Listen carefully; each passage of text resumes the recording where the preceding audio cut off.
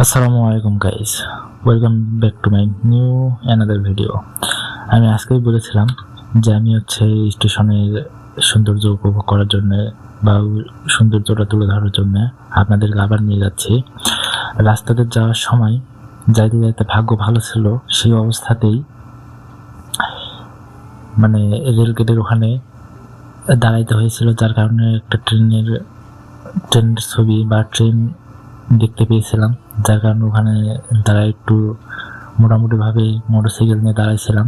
থাকার পর দেখতেছি আশেপাশের লোকেরা আমার দিকে তাকায় আছে এবং আমি তাদের দিকে গুরুত্ব না দিয়ে পাশে দেখতেছিলাম যে ট্রেন যাচ্ছে। ট্রেনে যাওয়ার সময় অনেকে অনেকভাবেই বলতেছে, ভাই আপনি কি নতুন কন্টেন্ট ক্রিয়েটর? আমি বলছিলাম যে হ্যাঁ, যার কারণে আর তেমনভাবে সেখানে কথা বলা হয়নি।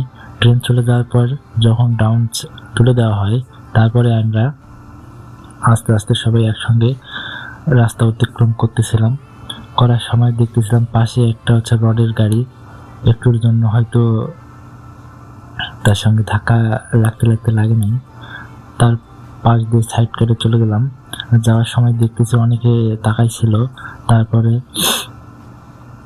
তারপরে আমি আবার স্টেশনের রাস্তায় ঢুকে পড়লাম। সামনে থেকে গাড়ি আসতেছিল।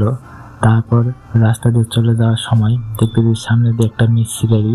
তারপরে চলে গেলাম স্টেশনের রোড থেকে স্বাভাবিক নিয়মেই চলে গেলাম স্টেশনের কাছেই। যাতে দেখতেছি শহীদ মিনার মাঠ অতিক্রম করার পর আবার চলে গেলাম। যাওয়ার সময় একটু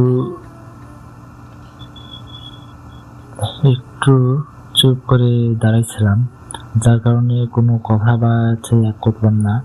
সামনে দুইটা রাস্তা, একটা কলাবাগানের আর একটা স্টেশন রোডের। এই যে আমরা স্টেশনে এসে পড়লাম। স্বাভাবিকভাবেই স্টেশনে ঢোকা মাত্রই স্টেশনের সৌন্দর্যটা দেখে মুগ্ধ হওয়ার মতো। নতুনভাবে সেই স্বাভাবিক